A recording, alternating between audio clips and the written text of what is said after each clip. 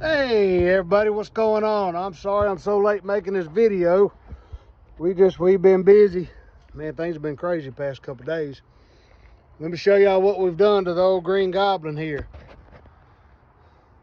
We've installed the Mega Live. Y'all see how big that transducer is? That's a big old transducer. Well, this right here is what we've done to his boat. Look at here. See that? This right here is this unit's a Humminbird Gen 2 Helix 9. He's only going to use this one right here for mapping. That's all it's for. Transducer's not even hooked up to it. This unit right here is a Gen 3 Humminbird, the G3N, which is Mega Live capable. We had to update to the latest version of software to get it to work, but it is now working. We've already been out and played with it. We used to have a bracket right here that, that went over the foot pedal. That wasn't going to work. We needed it tilted back like this one right here is. This bracket right here, you can buy this one. We got this one at Bass Pro. You got several adjustments. Screw here and here to tilt it, to tilt it this way, tilt it back. Or you can go from this screw to that screw right there. So we have got what is that? Ambulance came by. You can move the screws from here to here to be vertical. Or you can flip it around, completely do a 180 and make this thing tilt back this way. All right, now you see your height right here, how high this is from the foot pedal. You've got holes here and here and here and here that you can take this thing and lower it down, get it lower to the deck. But we wanted it up higher, so we mounted it in these holes right here. Now the screws that came with this bracket, they were 1032s, I think. Well, I drilled them out to a 1/4 inch, put 1/4 20 bolts in there, boom, done with it. Now mounting this to the floor, what we did to mount it to the floor, it's just not screwed down. This piece right here is through bolted. I put a nut, and I put big washers up under this deck. That deck's probably 1.5 inches thick, something like that, because there's a stringer that runs down through here, so we had to go through that. But to make sure it supported all this weight right here, I through bolted it. I've got a 2-inch washer, 2-inch big round washer in here up under the deck to ensure the footing of it, so it's more surface area for it to hold on to if it rocks. Now Hayes made this plate right here. He made this right here. It worked. This is a 1/4 inch aluminum. We took it and had it powder coated silver. Now y'all can see, I'm telling you, this right here is a whole lot sturdier than I thought. I mean, I can pull myself up on the boat with this right here. There is not much give to it at all. So now we're going to keep an eye on it. We've been out in rough water with it, and this right here held pretty dadgum good. But we are going to keep an eye on it. We might have to put a stabilizer from here down. Now what I did, something else too about this bracket I'm going to show you. We screwed this plate down under here. 1/4 inch bolts right here. Everything mounting all this right here, all these screws are 1/4 20s. We added 2 right here to hold this down.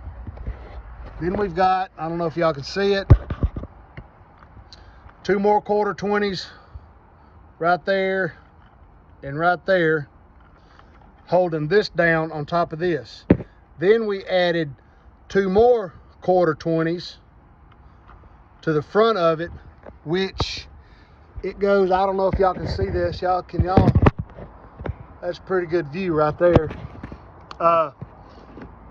We added 2 more in the front.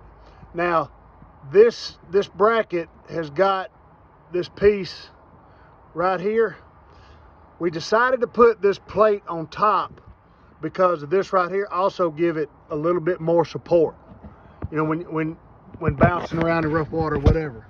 Then I drilled 1.25 inch hole, went to Lowe's and got a rubber grommet for my wires. Did a rubber grommet. Then what I did, there's only 4 wires in here. You've got this one right here is for mapping only. So you got your power wire and the network wire that goes from here back yonder to that Helix 12. Those are networked together to share waypoints. This unit right here only has the power wire and the transducer wire. That's all it has. So there's 4 wires. I put them in a rod sock. These 2 wires are in a rod sock by themselves. These 2 are in a rod sock by themselves. Then I got 1 rod sock. See how they're going into 1 rod sock? Right there, they're going into 1 rod sock, comes down and goes through right here. I've still got to do something with these wires right here. These are the wires that go to your transducer. The power wire for the transducer and the network for it, the signal. I've got to do something with them. I ain't quite figured that out. Really hadn't had a whole lot of time. I had a clamshell on here. It was not big enough. So I ordered another clamshell, measured this little area, and actually found this clamshell on eBay the size I needed. And I had to drill new holes in it, but mounted that there to make sure we got plenty of room. These wires are not in the bind. But that right there is what we did to his. That's it. Now for the power, what we've done for power is right there. That is y'all see that brand? Y'all see the brand right there? I don't even know how to pronounce that. I have no idea, but I did a lot of reviews, read a lot of reviews on this. It's 12.8. It is a, you're not gonna be able to, I think you'll be able to see it. Yeah, 20 amp hour lithium battery. This battery here is, I think, 2.5 inches wide, 7.5 inches long, and 6 3/4, 6.5, something like that tall. Only weighs 4.5 pounds. Little old light battery. Now, all the wires are run up under here. See how I got them strapped? Wires are right there. That's transducer wires. The power wires, I'm sorry. Power wires going to everything. There's a fuse block. This fuse block right here comes from this battery with the number 10. We've got his live fuse right here for the Mega Live. The fuse is here. The fuse is right here for the unit. All that's wired in. I spliced in the wires with number 10. Now, we use this right here. It's a 20 amp. This is his on and off switch right here. We didn't want to drill a hole up here in this panel or back there at the console. So what we did is, this is the on and off switch for the Mega Live right here. Now, you got hot wire from the battery, goes to this. It comes back out of this, feeds the fuse block. Ground wire from the battery to the fuse block here. I forgot to mention, this fuse block has the negative and ground buses on it. Let me see if I can get it off. I can take this thing off real quick. There we go. See that?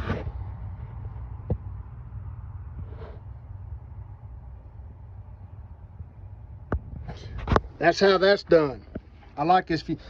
I got this fuse block off Amazon for, I think it was 15 bucks. Something like that. I can't even get this back on here now. But yeah, that was $15 for this fuse block. Now, I added another fuse block right here. This fuse block right here feeds the Helix 9 that he's only using for mapping. That's all that's hooked up on it right here. That's it. Now, this fuse block is fed from the main battery with the number 6. Y'all see how I routed the wires? And then goes up under there. Let me get an angle this way.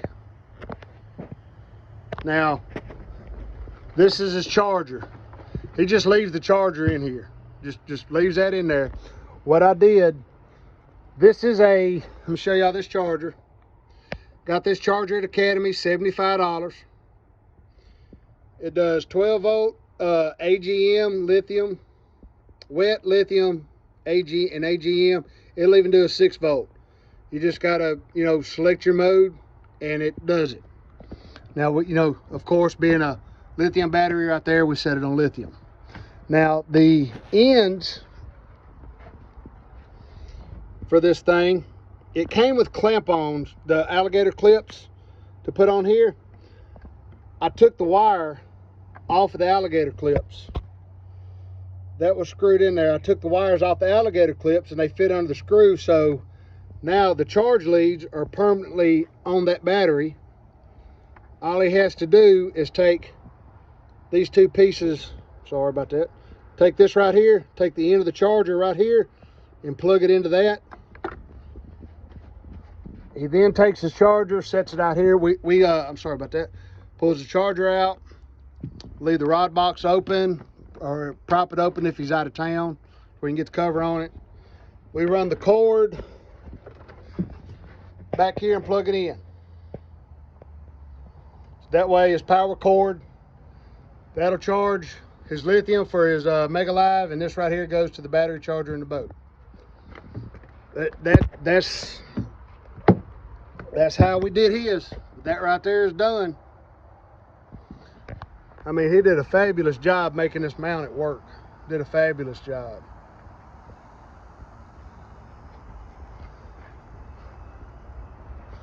That is the whole setup. I mean, it looks like it's moving a lot, but I'm gonna tell you, this right here turned out to be more solid than we expected. I mean, he was out in some rough water with it yesterday, a lot of boat traffic, and he said, "Daddy, I'm gonna find out how sturdy it is." I said, "Well, you tear it up, you tear it up." Well, he went out there, hammered down across some boatways. I'm gonna tell you something. He said, "Daddy, this thing barely moved." So, and also this bracket right here, this is the Bass Pro brand. This footing right here is real wide, so you got a good firm footing on this. Now, the next thing that we did to his boat, I know y'all seen the pictures, are these bad boys right here. These old Skeeters originally came with plastic ones. Had the plastic ones replaced one time. Well, they've been broke for years, and I told him the other day, I said, we need to fix that. I found a guy in Texas. His name is Hector. He's at G&B Boat Repair he's over there in Texas around Kilgore. I'm sorry, I forgot the name of the city he's in, but it's G&B Boat Repair in Texas. His name is Hector. He made these. I sent him the old ones. Even though it was broke, he could still use it as a template. He made this one here and that one right there out of fiberglass. Y'all please excuse my silicone job. It ain't very good, which I'm not real good with silicone anyway. It's hard. But that's everything else we did. Our next project on this boat, we're done for now with it. Our next project is we're taking off the beast. We keep this towel over it because we keep the vented. Put a towel over it. Bugs and little birds don't get in the vents, so we throw a towel over it. But we're taking the beast off, taking the jack plate off. This piece right here, that's cracked. That's a piece of aluminum that's cracked. It this side over here isn't cracked, but it comes up, comes over, and goes down the transom. He's gonna make another one of these at work, and then we'll get it powder coated too. So that's gonna be the next project. He'll be through fishing in October, and he said, "Daddy, I'm going to sit in a deer stand." I said, "Well, that'll be a good time for us to work on that piece right there." But that's what we've done to the Green Goblin. He's now set up with Mega Live.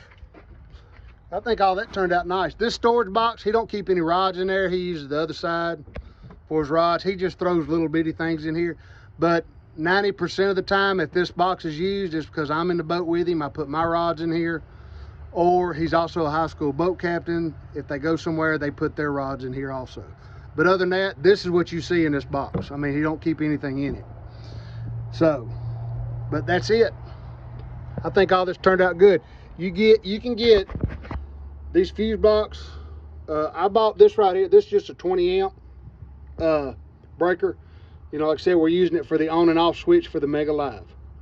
Bought that at the local dealer, Skeeter dealer over here. But that fuse block and that battery come off Amazon. The battery was like 80 bucks. That fuse block was like 15 bucks, and I think that one was like 11. Something else. This fuse block is different than this fuse block. This one still has the ground going to it also. But I did that. I put 2 separate fuse blocks in there so he'd know the difference. The one between the switch and the battery, it's a different shape. That is for his Helix 9 Gen 3 and the Mega Live. This one right here comes straight from the battery and feeds the mapping Gen 9, the only one he's used for mapping. So that way he can tell them apart and tell the difference, which one goes to what. Now, on his Helix 12, this is the old Helix 12 Gen 1. I bought this one. Well, actually, I didn't buy it. It was given to me. I won't go into all that mess. Some of you see this video know exactly where it come from. And I still got it. But anyway, I won't go into there. Sorry about that. This is the Helix 12 Gen 1 when they first come out. And this is ran straight to the battery. I'm thinking about disconnecting it from the battery and running it to that fuse block right there. I don't know yet, but I did that with a number 10 as always, and just put the fuse up under here. That way he can reach in there and get to it if something happens. But I'm thinking about taking that out and putting it up there on that fuse block. I don't know. I haven't decided yet. But that's that. That is that. That's how we done it. I'll show you the battery, how I hooked up everything real quick. That's the number 6 wire, and then there's the number 10 wire. All these connections, all the butt splices and all that we did is done with those, they're in the house. They're those soldering type butt splices that you heat up and the solder melts. Man, those are fantastic. And then you do that, then you run a piece of a heat shrink over the wire, then slide your butt splice on there, slide it back over the connection, melt that, then slide the heat shrink over that, then heat it up, shrink that, keep it sealed. But we've got heat shrink on all our connections right here. Every little connection, even on the fuse block itself, we have put what you call it, what's that, electrical grease stuff on there. Every connection, even on the fuse block. But that's what we've done to the Green Goblin. Very simple process. Wires are ran back here. They come right down through here, right up through here, branches off. The number 10 goes to the Helix 12. That number 6 keeps running right through the boat. Comes out right in here, turns right in there, comes right out there,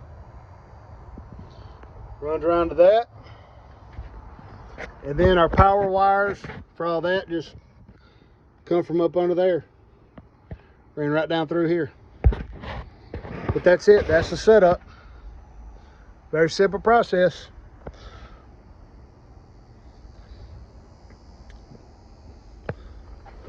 We're gonna like it, I think. That looks nice.